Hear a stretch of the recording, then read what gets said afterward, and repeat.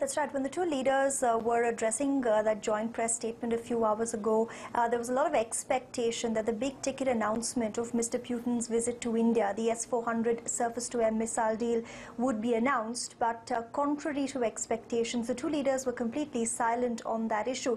They did make references to how the two countries want to enhance and continue their military and defense cooperation, but that particular deal was very significantly not named. And many experts are saying there was perhaps a deliberate move by India because, yes, that deal's confirmation did come through, but only through a written statement shared with the media a few hours after that bilateral meeting concluded. And most experts say that this was India's attempt to sort of burying the fact that this has happened in order to mollify what could possibly be a very angry United States government.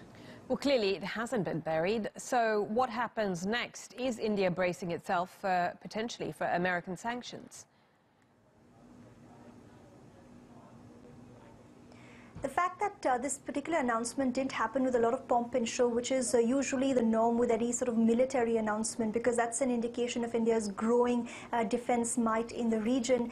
India is hoping that will sort of go a long way to assuage any kind of anger that the American government might feel. And this particular aspect of sanctions, you had that very, very important warning coming in from the American government just a day before Mr. Putin arrived. And sources in the Indian government say that they're hoping that there will be a waiver coming New Delhi's way, especially keeping in mind that over the last 10 years, India's reliance on Moscow for defense equipment has reduced. Instead, India has started looking at the United States for help in that regard.